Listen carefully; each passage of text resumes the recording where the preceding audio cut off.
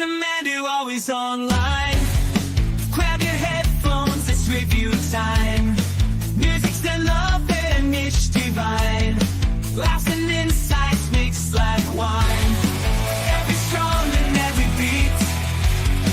They analyze, they can't be beat. Tuning in on the socials meet.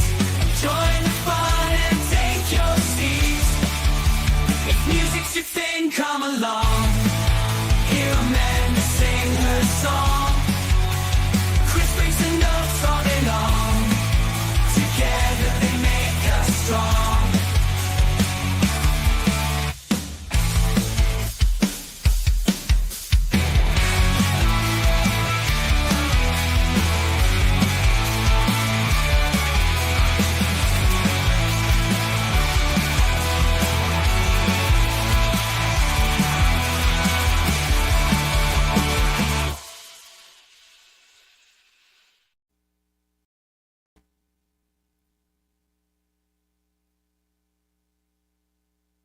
Everybody, how are you? There we go. Good morning, everybody. What's going on? Welcome to Song Swap Showdown. My name's Chris, and I am flying solo today, right here on Radio Garden State, as well as Facebook and YouTube, where normally I am joined by my amazing co-host, Miss Amanda Sharp. But we took off all of July, and we took off a little bit of August. I've done some live shows on Radio Garden State in between that time, but as far as the Song Swap Showdown feed has been concerned, it's been quiet. But hey, we are coming back, and I am flying solo, so I'll just address the elephant in the room right now. Is that Amanda has requested to take some more time off.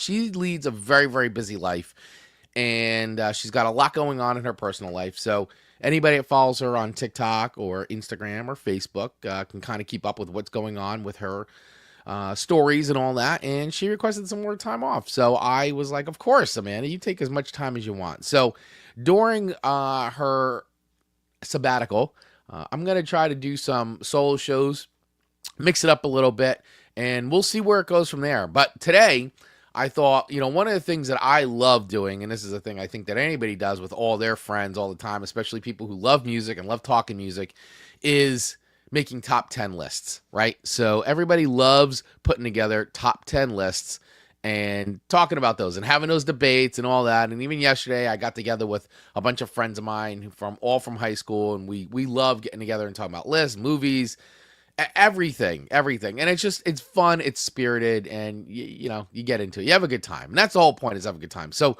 one of the lists I thought that I'd kind of do today is top 10 album closers. Now, I think the art of the album is kind of a dying breed at this moment in the music industry, music as a whole, just because artists are finding that albums really aren't anything that some of the younger fans want, right? We've kind of gone back into a world where singles are the thing right now.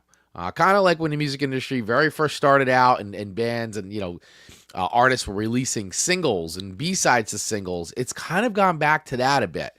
And albums aren't really, or full-length albums aren't what every fan wants anymore. And I'm not saying all fans, because, listen, there's guys like me. I see Dave is in the audience. What's up, Dave? I see Ian's here. Thank you, Ian, for tuning in. I know that these guys are fans of the album. And when bands put albums together, there's a lot of thought into it, the sequencing. How does the album start? How does the album end in particular? And when you can look back in history at some of the greatest records ever produced, ever written, just as much thought and care is put into how the album closes. And it really creates a really beautiful bookend to an otherwise phenomenal record. And I've always found that to be very powerful. How you end a record, right? What's the stamp? How does the story end? How does that record end? And, the feeling that you have after listening to that record, it's very powerful to me, and I've always loved it. And sometimes I find that album closers tend to be some of the best songs on the record a lot of times. It's just that lasting feeling and impression that you get. So today, I put together a list of some of my personal favorite album closers. I'd love to hear from you guys. So let me know in the comments as we go live. Anybody who's watching live, throw them on in. I'd love to know what your closes are. I know Dave left a really nice list over on Facebook. Ian, I'd love to hear from you. I know my buddy Tony left a nice list, and some other people chimed in as well with some good album closers. So I'd love to hear from you guys. Let me know if you're listening to this on Spotify afterwards. There's a whole comment section, so please use the comment section.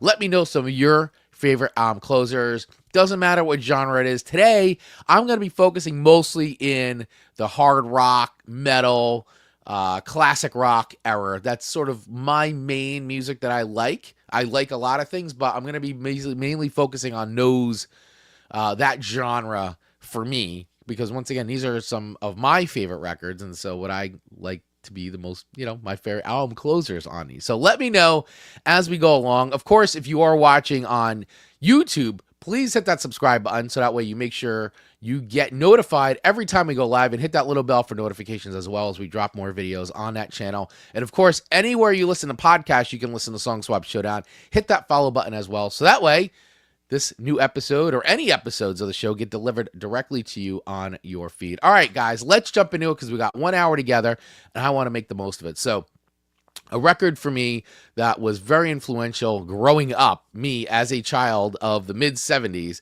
the first band I ever got into, and I've told the story hundreds of times over, but my very first band that I ever really fell in love with was Kiss.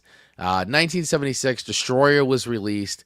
And I mean, for me, being a very young kid, I was born in 1974. Nothing was cooler in the world than Kiss. These guys were like superheroes, larger than life for me. I loved everybody. I used to think I used to say I'm going to be Ace Frehley when I grow up. Nothing was cooler to me than Kiss. And Destroyer was the record for me that really just brought, it was like an awakening at a very young age. Like, I love this kind of music, and Destroyer for me was the record. It was the first record I ever bought with my own money.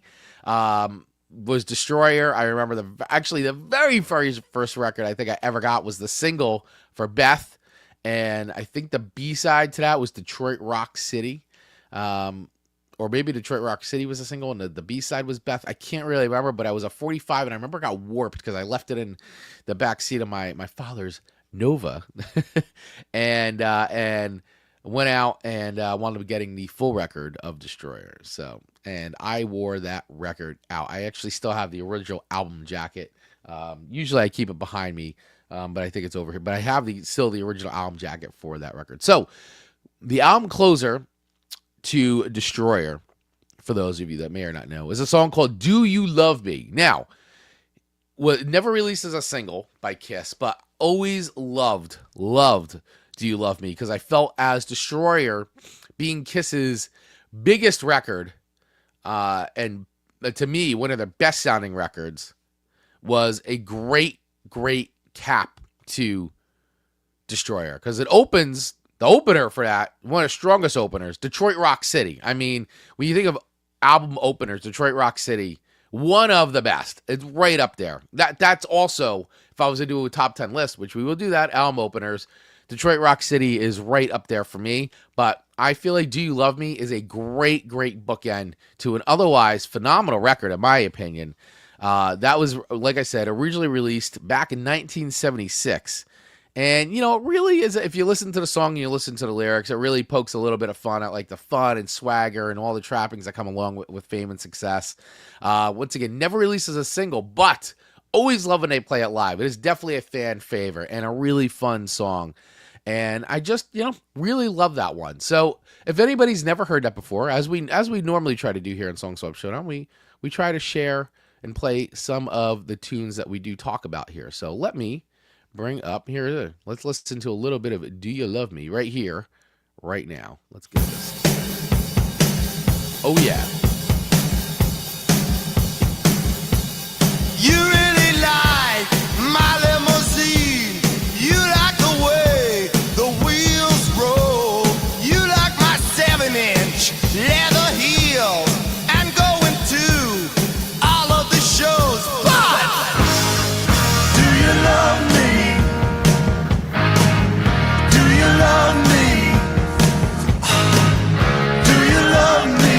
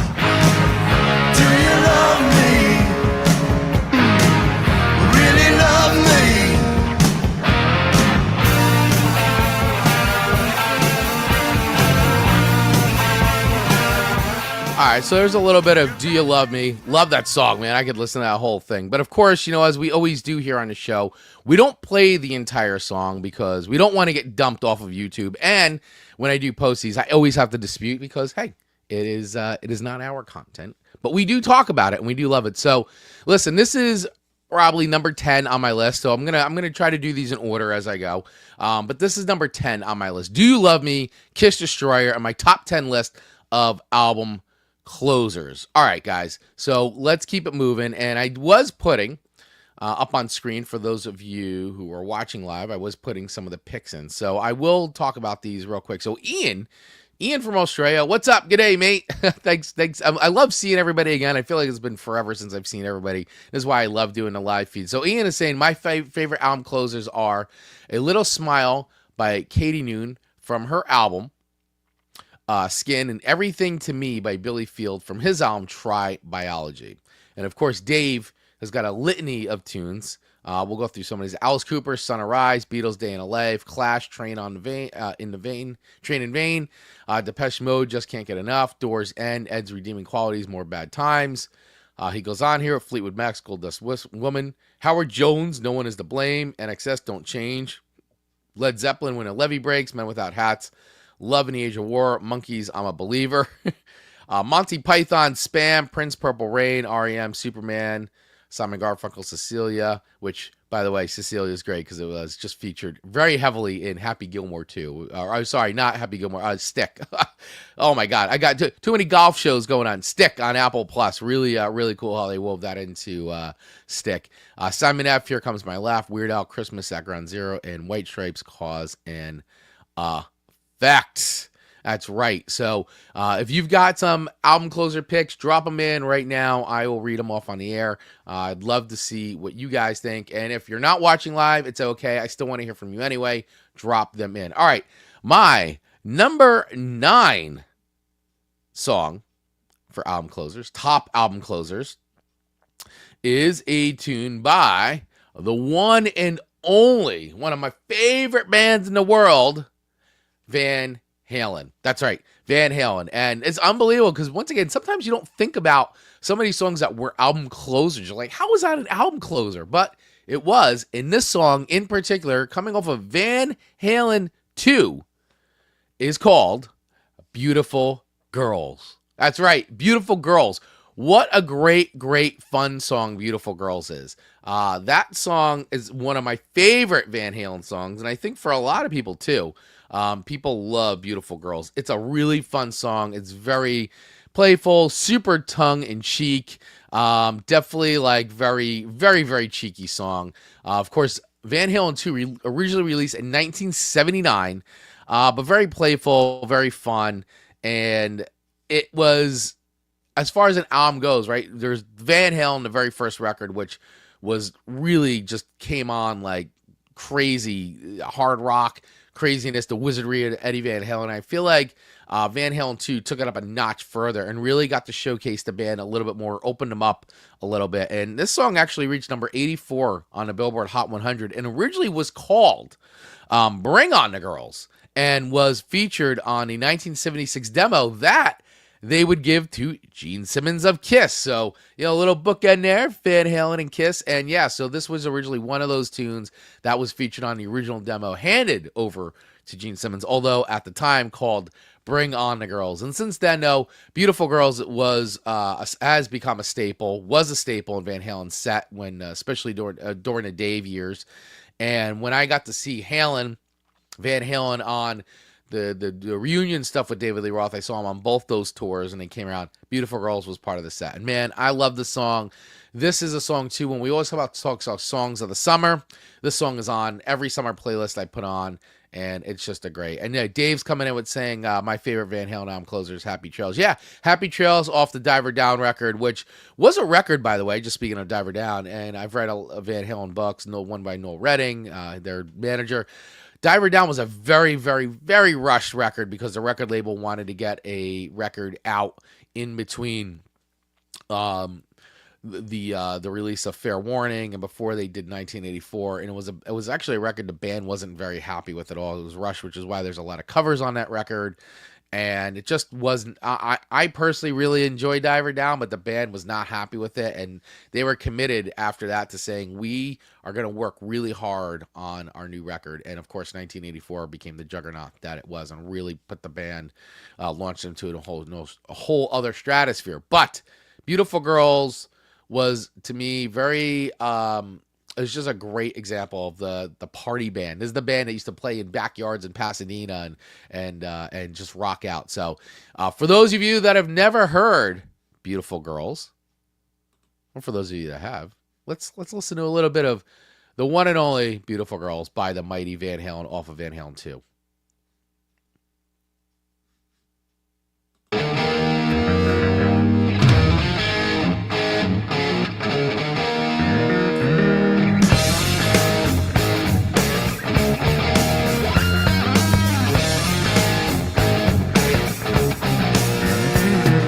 Seaside, sitting just smoking and a drinking on ringside, on top of the world. Oh yeah. She had a drink in her hand, she had her toes in the sand. Oh, whoa, what a beautiful girl. Ah yeah. One sweet talking honey with a little bit of money, so don't your head around.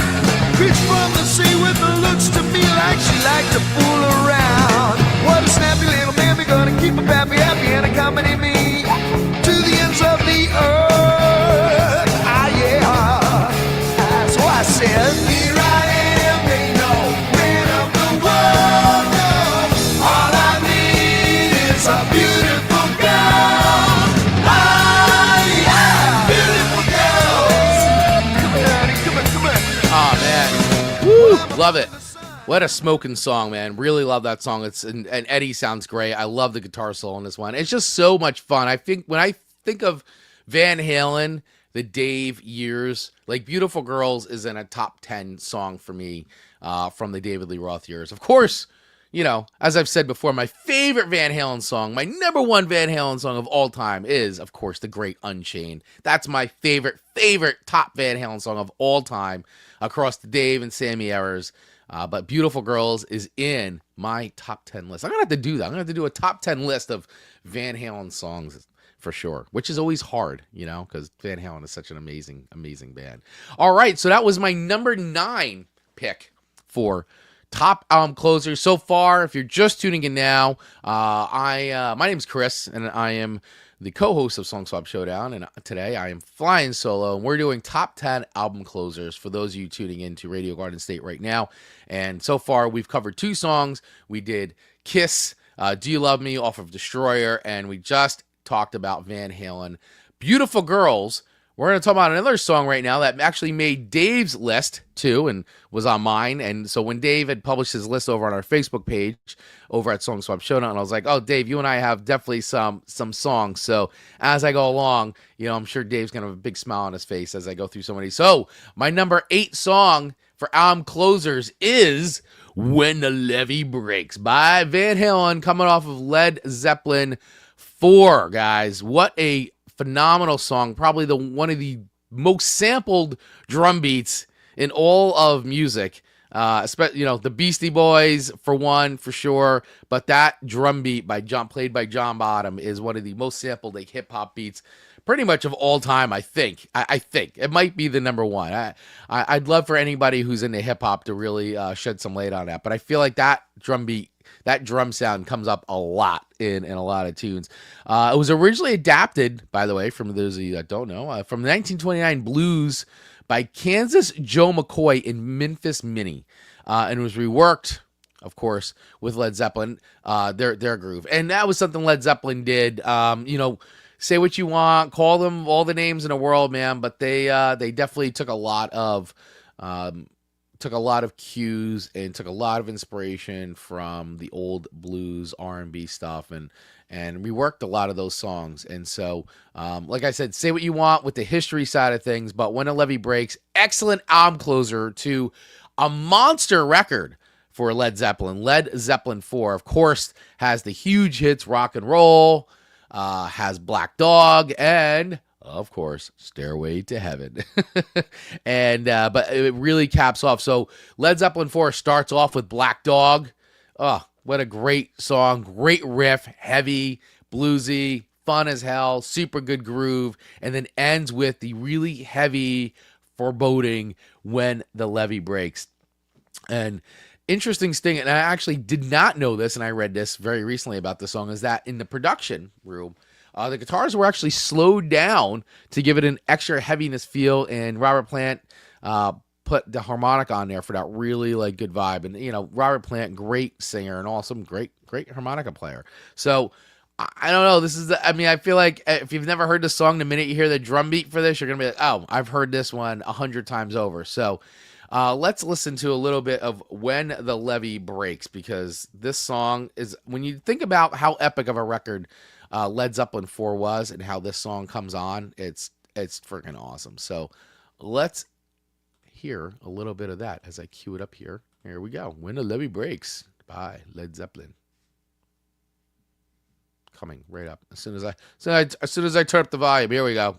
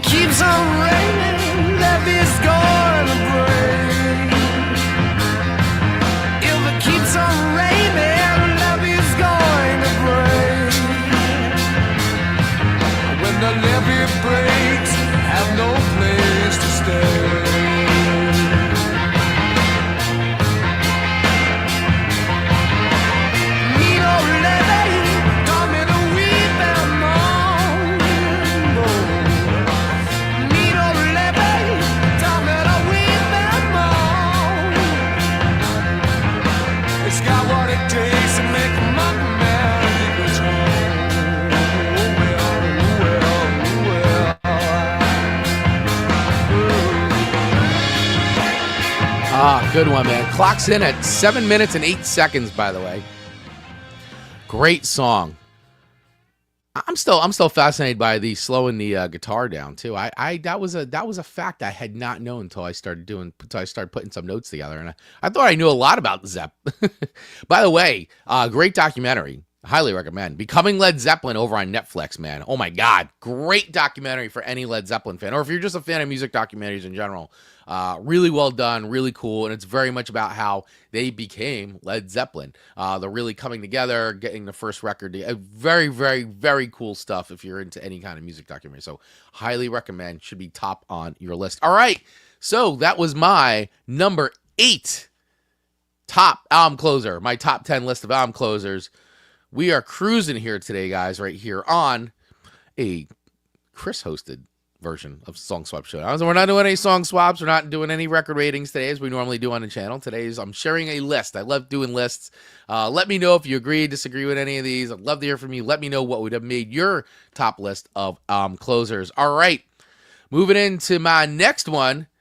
Here is another classic. So Dave and I both had The Doors on our list. Dave had The End on his list. I, however, had one of my favorite Doors songs off of 1971's LA Woman. It would be Riders on the Storm. That's right. Man, when I think of classic Doors songs. I mean, I think Riders on the Storm, I think, is on everybody's top 10 Doors songs list. But when you think about the lore and the history of Jim Morrison with the Doors, his poetry, and of course his mysterious death, Riders on the Storm is really a haunting end to the Jim Morrison story with the Doors, and was originally inspired by the song or poem Ghost Riders in the Sky. And what I really liked about this too is I really feel like, like Light My Fire and some of the other Doors, the band sounds very open and very light here, even though it's a very heavy kind of song. And I love the jazzy elements and the airiness of the song, and just the feeling you immediately get with the rain and just that vibe, man. It's got a heavy vibe, but I've always loved this Doors song, and to me there's nothing more haunting than hearing Jim Morrison's vocals over this. And basically it's also like a partial reference to the 1950s hitchhiking killer Billy Cook, by the way. So it's got that vibe, man. You can hear it. Like, it paints a movie, right? And if you listen to LA Woman as a whole, knowing that would be the Doors' last record with Jim Morrison, and Riders on the Storm was the last song Jim Morrison ever recorded with the Doors as well. So, once again, just adding to the whole myth and lore of the Doors and just that feeling. It's just an excellent album closer. And once again, I feel like a weirdly perfect cap to Jim's time with the Doors and Jim's time on this earth. So I don't know, man. I always loved it, and I feel like it definitely belongs on an album closer top 10 list. At least mine certainly does. So yeah, exactly, Dave. I love what Dave's saying. Riders on a Storm has an ethereal sound to it. Yes, that's the perfect way to say it, Dave. I agree 100%. So I think, once again, for most listeners of this show, I think that they know this song, but hey, I'm not going to assume anything, because when I look at the data and analytics, guys, the data and analytics tell me that a lot of young people listen to the show. Hey, I look at the data, it tells me that. So, which I'm happy to see. So, for anybody that's never heard Riders on a Storm before, well, let's get into Riders on a Storm a little bit right now. Love this song. Get into the vibe. Get relaxed a little bit, everybody.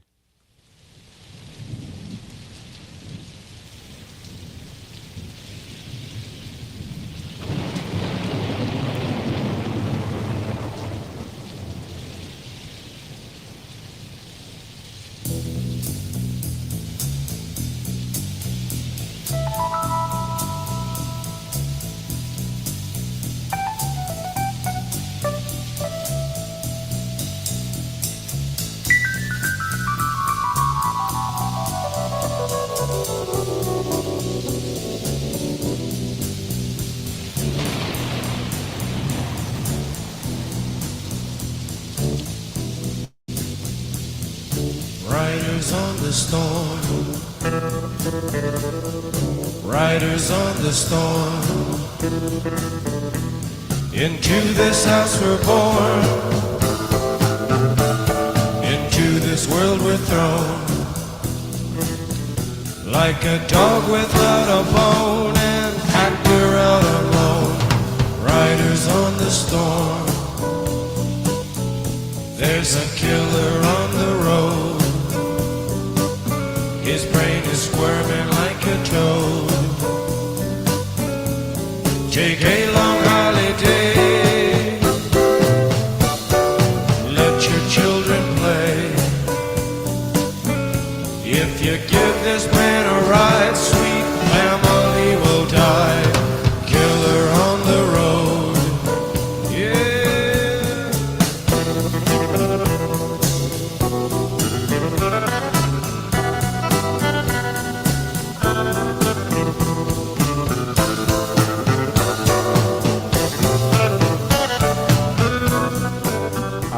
Man. And an album closer that's over 7 minutes and 14 seconds. And I mean, that's not a prerequisite because I mean, Do You Love Me, I think, is under 3 minutes and all that. And, Beautiful Girls is under 3 minutes, I believe, too, or just over 3 minutes. But I do love when the album closer's a little bit longer. I don't know. Do you guys feel the same way about that? And there's also, I love that part in Riders on a Storm where Jim's like, yeah. I don't know. It just sounds so good. I always love, like, hearing that. And he's like, yeah. It just, I don't know. Sounds like he's doing that from another world, so to speak. But anyway, Riders on the Storm, LA Woman, the album closer on that one, making my top 10 list of album closers. So, once again, for those of you tuning in right now, I want to keep everybody up to date as to where my list is currently at. So, at number 10, we had Do You Love Me by Kiss off of the Destroyer record. The beautiful Destroyer record. One of my favorite records of all time. Number 9, we had Beautiful Girls by Van Halen, coming off of Van Halen 2. One of just a phenomenal record. Then we had When the Levee Breaks by Led Zeppelin on my number 8 spot by Led Zeppelin 4.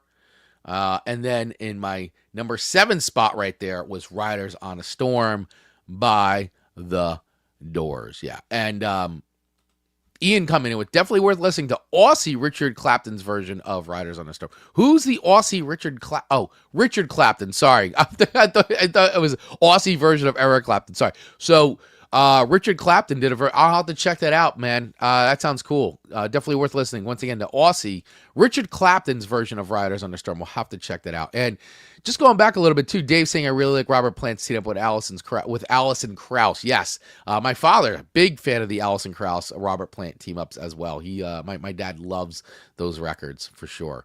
All right, and I see Ian also saying Australian legend John Farnham used to warm up for a concert by singing Black Dog. It's on YouTube and it's awesome. So talking a little bit about Led Zeppelin and Led Zeppelin 4 and talking about how Black Dog, great album openers, which we're going to have to do that one. Top 10 album openers, right? I mean, we're doing the closers. We should have to talk about the album openers as well. All right. So moving in, we're getting close to the top 5. We're going to move into my number 6 album closer.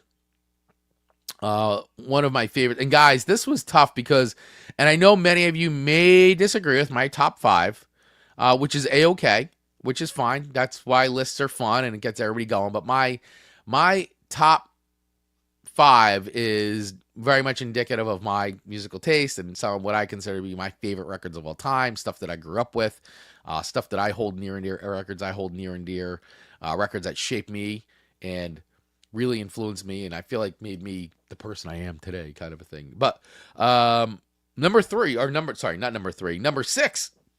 on my list of top album closers is another very, I'm going to take one of Dave's word, ethereal sound to it. Another very dark, haunting song that on a record for a band that was transitioning, right? They had dropped a huge record with a song that they didn't even like that made them huge. And then to follow it up with The Bends, which was a record that saw the band transition, which would eventually get them over to OK Computer. Street Spirit, Fade Out is a song that really set the stage as to where Radiohead was going to go. So there it is, talking about Radiohead's album closer, Street Spirit, Fade Out, off of The Bends, one of my favorite Radiohead records. Of course, they had come off the success of Pablo Honey, which, once again, Creep was a song the band didn't even like, vaulted them into the U.S. mainstream. And then they came out with The Bends, which was a great progression from Pablo Honey. And I remember listening to The Bends for the first time and hearing Street Spirit Fade Out, and then watching the video, which is even like crazier and trippier, feels like a David Lynch movie. And just feeling like, man, this song is so good. It's so good. And originally inspired by The Famished Road by Ben Orkey and REM, as what Tom York was saying. He said there's a 3-headed spirit that leads the main character down a road, and that is reflected in this song for sure. The lyrics grapple with the inevitability of suffering. Life is cruel whether you realize it or not, and what some interpret as a glimmer of hope at the end.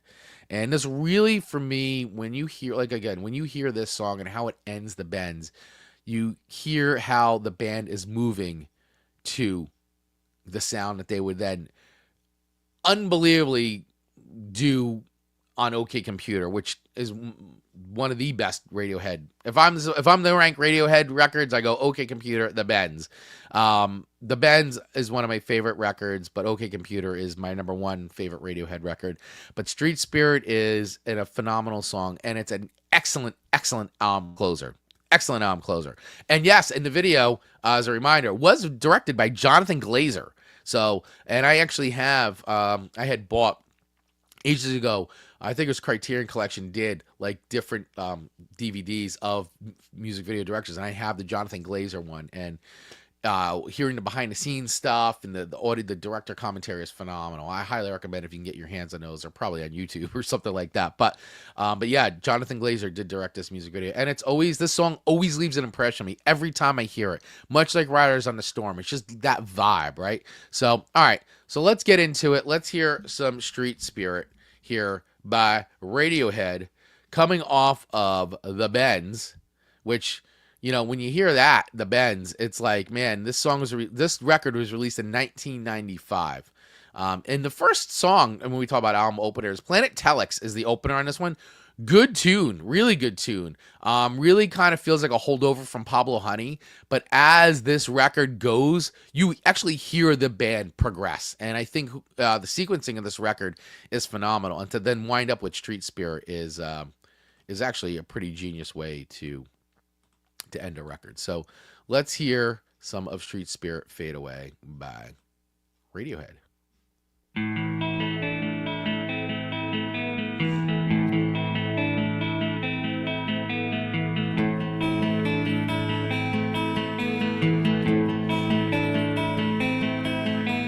Rows of houses are bearing down on me. I can feel the hands touching me. All these things into position. All these things will one day swallow whole.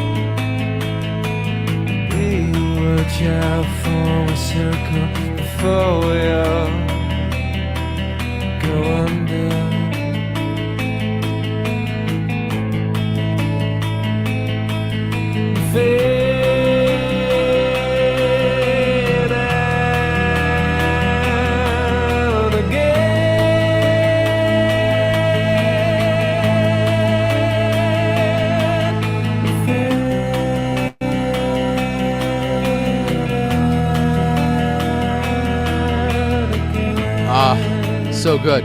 I love that riff, man. That whole progression, it literally sounds like it could have been taken from like any kind of movie. I mean, that's all. For me, it's such a cinematic feel, this song, and it's a great album closer. I don't know what else to say. That's why it's on the list of top 10 album closers right here.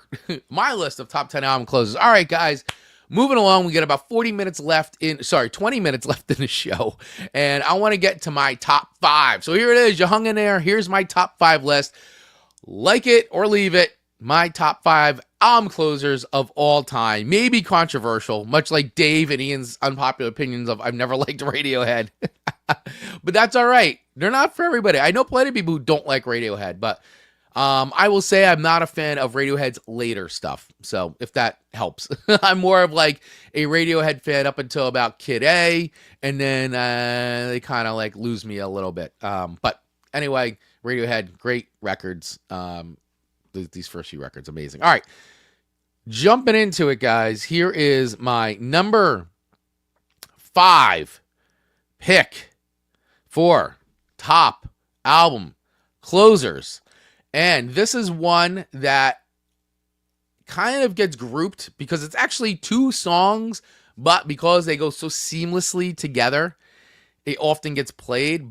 But when I talk about it here, it's tough because when I play it, I'm gonna just play the second half of it. And I am talking about one of the greatest records of all time, in my humble opinion, which is Dark Side of the Moon by Pink Floyd. And I am talking about Brain Damage / Eclipse.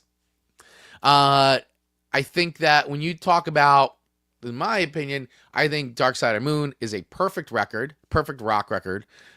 Production-wise, songwriting-wise, the band is at their peak. And I'm going to say something probably very controversial. I don't know. But listen, when it comes to Pink Floyd, I like The Wall. I think The Wall is very long. It's very bloated. There's some good songs on it. I'm not a giant fan of The Wall as a whole. I think Pink Floyd's best records are Dark Side of the Moon. I think Echoes, Wish You Were Here. All phenomenal records. Very, very good records. And I think The Wall is a good concept record, but there's a lot of songs I could do without on The Wall. I think if you condense The Wall and take out some of the other stuff, it's a really solid record. Otherwise, it's a little bloated to me. But we're not here to talk about The Wall. We're here to talk about Brain Damage / Eclipse, how that ends, Dark Side of the Moon. And yeah, they just roll right into each other. So oftentimes when people play it, they play them back to back. And when you listen to it, it feels like, it is the perfect way to close the record. Originally written and sung by Roger Waters, and David Gilmour does the harmonies. And then later on, when they'd split, David Gilmour would sing obviously the lead in this. But yeah, it basically, if you think about like how Dark Side of the Moon as a whole record feels, Eclipse, Brain Damage and Eclipse really just send it home for me. And man, I don't know what else to say about it. I mean, it's one of the best album closers, I think. When you talk about a perfect record that Dark Side of the Moon is, I mean, I don't know how else I would have ended it. I think that was the best way to end it. So, yeah. Dave saying, damn, Brain Damage Eclipse almost made my list. Yeah, I mean, it's tough, right, Dave? When you start writing them down, you're like, oh my God, top 10. Like, there's so many great album closers, but top 10? Yeah, and for me, it's right up there. I always love listening to Dark Side of the Moon, and I like anticipate getting to Brain Damage and Eclipse. Like, and there's something so majestic about the way Eclipse goes and ends, and it's like, I don't know. I love it, and I love just basking in the sounds of that song. So let's listen to, I'm going to play a bit of Eclipse. So, because otherwise, once again, it's two songs, and I want to be able to get to it so people can get the flavor of it. So let's play Eclipse here. Once I get it queued up here on my machine. Here we go. All right, here we go. Here is Eclipse, and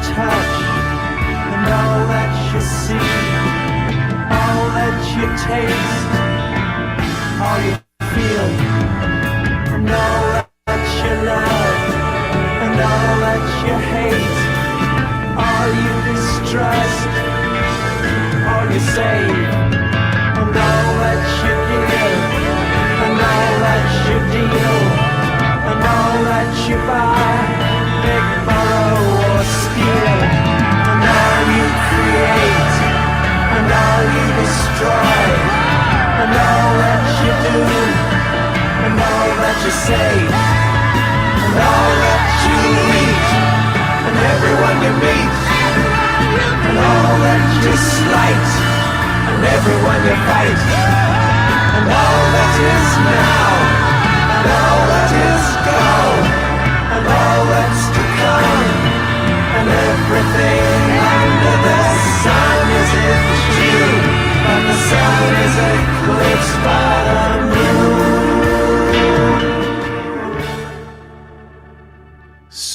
So good. Perfect album closer, guys. Perfect album closer to a legendary record, for sure. Like, it doesn't get any better than that right here. Unbelievable. So when we talk about album closers, man, that is definitely up there and is my top 5 pick for album closers for sure. All right, we're going to keep this train moving because I want to get to my number 4 album closer of all time, according to me. And this one is going to be a heavier one. It's a heavier one. But once again, I was talking about how the top 5 are records that really meant a lot to me and really shaped and influenced me and just had a big impact on me. And this would be, to me, one of the greatest thrash metal records ever recorded. And that would be 1986's Master of Puppets by Metallica.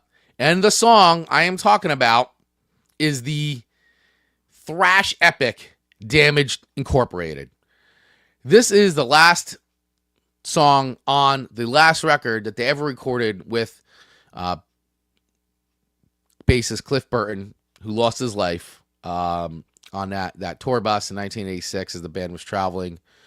And a horrible accident that took his life and really robbed all of us, not only his family, but all of us, of an incredible musician and an amazing talent who was a very, very big part of Metallica's sound and the songs and Master of Puppets. I mean, he was a main architect of the songwriting process within Metallica. And, it's a loss that still felt very much to this day. We were definitely robbed of an amazing musical talent in Cliff Burton.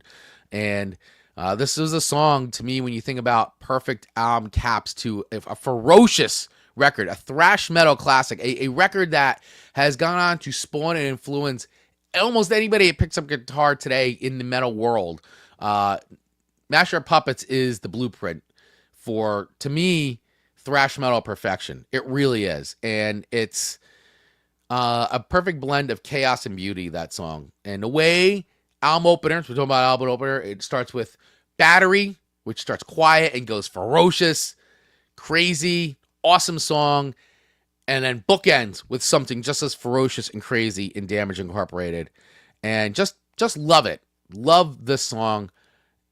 Pure thrash madness. So let's listen to a bit of Damage Incorporated.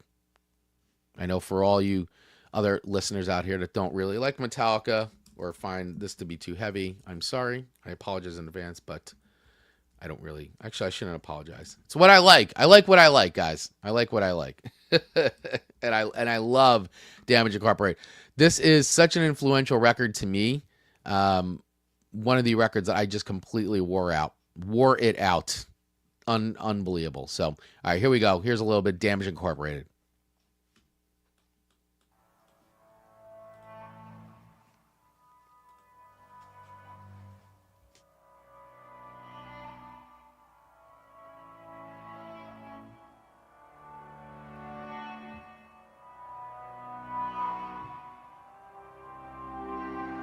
I like what I like, Dave.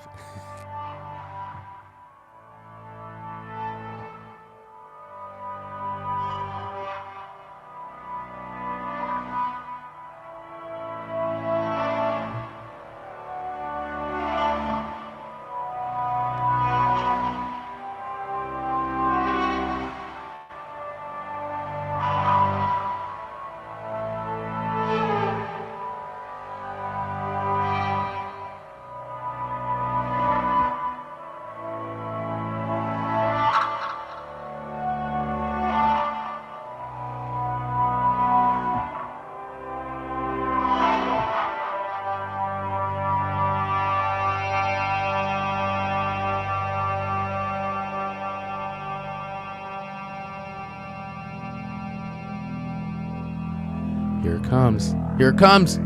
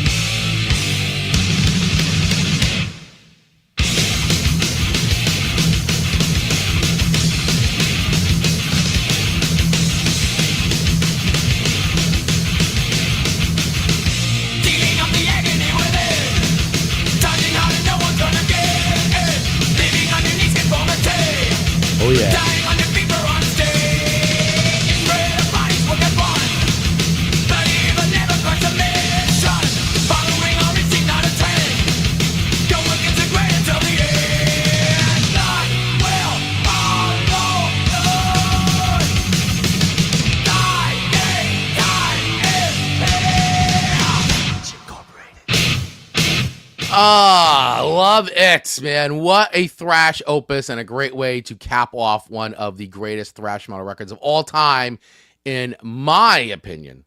My opinion. Agree or disagree? Absolutely unbelievable. All right, guys, here we go. Moving into now my top 3. So that was number 4, Damage Incorporated. Number 5 was Eclipse, Brain Damage Eclipse by Pink Floyd. And here we go. My number 3 album closer of all time, getting into one that was on Dave's list, Prince, Purple Rain. Oh my God. What a freaking song. I can't tell you, when Prince passed away, I think I've listened to this song on repeat like a billion times. If you see all the stream counts on it, I know I'm in there. I just find this song to be absolutely unbelievable. And when you get to this point in Purple Rain, the movie, I absolutely love it. Say what you want about that film, but Purple Rain, the song, is incredible. It's a great, great song, and comes in over 8 minutes long. And it is just such an emotional song. It's great. I mean, Purple Rain as a whole, as a record, is absolutely insane. Fantastic record, phenomenal. And was actually certified platinum 13 times in the U.S., selling over 25 million copies worldwide. Won the Grammys and an Oscar, by the way, for Prince. Released in 1984. Man, this song holds up. It is great. And basically recorded live in one take. That's right. For those of you that don't know, this was something that was recorded live, and the version was so good, they just left it. And this was originally, apparently, what I read was that, I don't know how true this is, but this is what I've been reading, and I'm trying to verify this, but Prince originally sent a demo of this song to Stevie Nicks for collaboration, but she felt very overwhelmed and didn't contribute to it. Can you imagine Stevie Nicks on Purple Rain? Prince has said Purple Rain stands for faith in navigating the end of the world and loving with divine guidance. This is just unbelievable. And the guitar playing, this is when I feel like, for me, I mean, Let's Go Crazy is, and Prince rips, but this is the one where you really, for me, I realized for the first time how amazing of a guitar player Prince truly is. So here's a little bit of Purple Rain for everybody out there.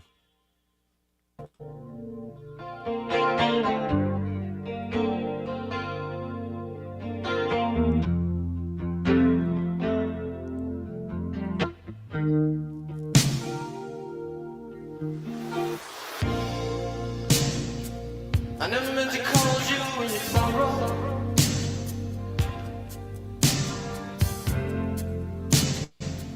I never meant to call you when you pain.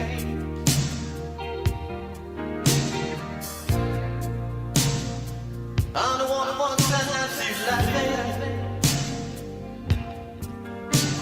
I only want to see you laughing in the purple rain. Purple rain, purple rain.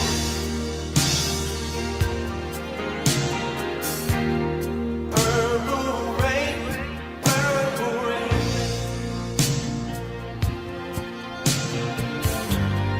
Purple rain, purple rain.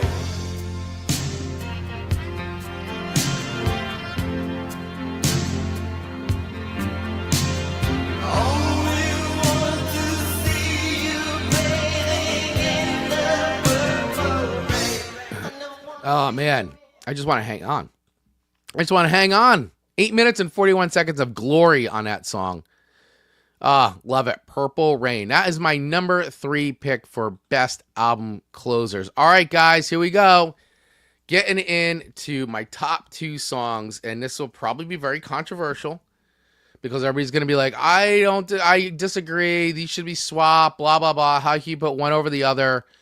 The logical number 1 choice is my number 2 choice. And once again, based on records that had an impact in my life. So my number 2 best album closer of all time, my top 10 album closers, is another one that made Dave's list, A Day in the Life by the Beatles, off of Sgt. Pepper's Lonely Hearts Club Band. Man, oh man, album closers very rarely get better than this one. This was an amazing song. I think almost everybody out there knows it if you're a Beatles fan. Lennon wrote the outer parts. McCartney wrote the upbeat middle, and all four Beatles shaped the final haunting arrangement. Of course, features the whole orchestral crescendo performed by a 41-piece orchestra, instructed to go from the quietest to the loudest in a controlled musical chaos. Lennon based his words on newspaper clippings, including the tragic death of Tara Brown, and McCartney's section echoes daily routines. The song's line, "I'd love to turn you on," got banned by the BBC because of supposed drug references.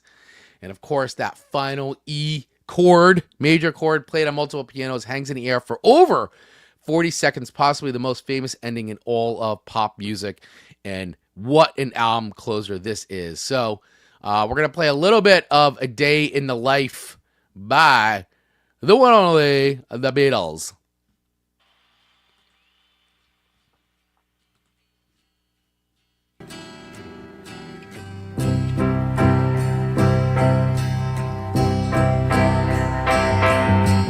I read the news today, oh boy,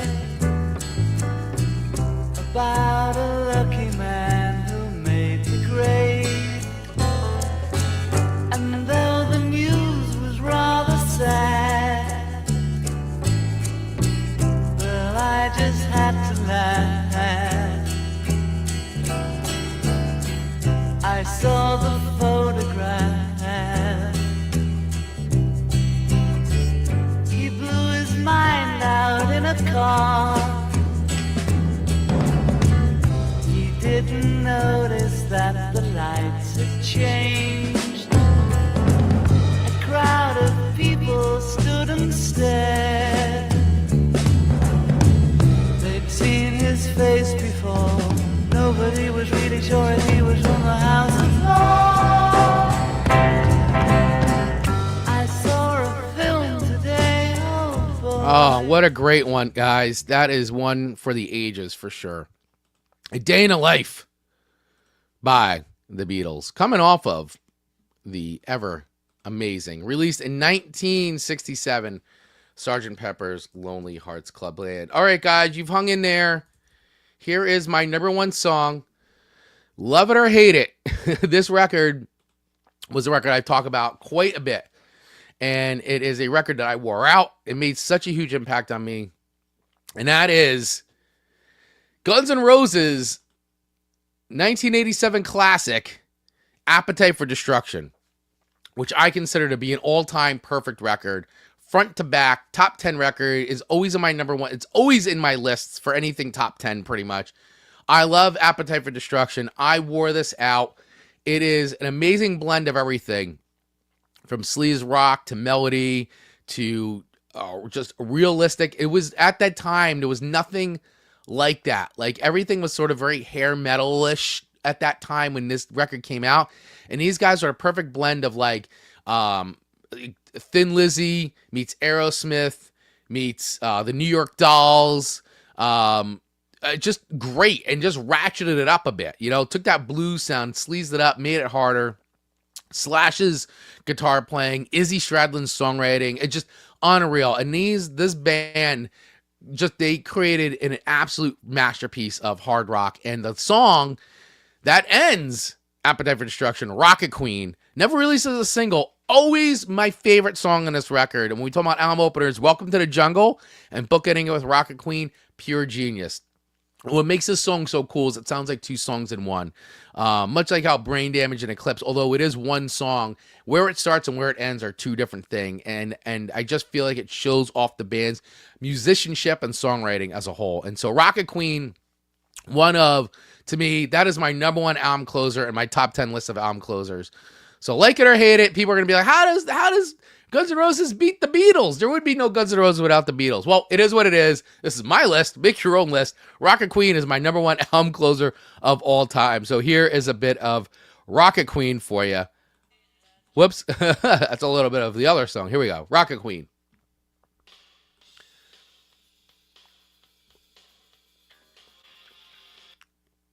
Let's take that again because it didn't broadcast out. Here we go. Rocket Queen. Live radio.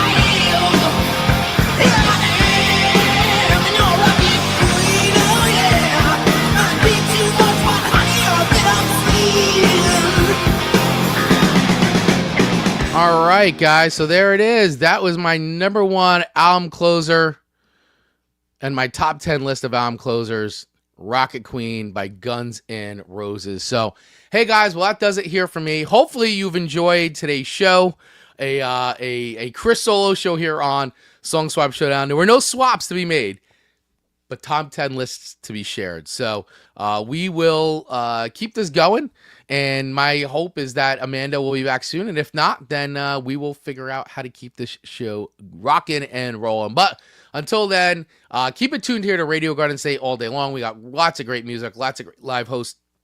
It's a great radio station, Radio Garden State. We appreciate your support. So keep it tuned here live. Listen anywhere online at radiogardenstate.com, Odyssey app, TuneIn app, or radio.net.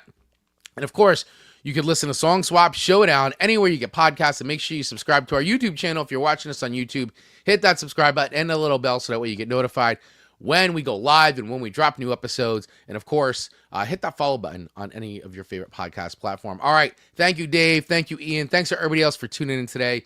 Really appreciate you guys.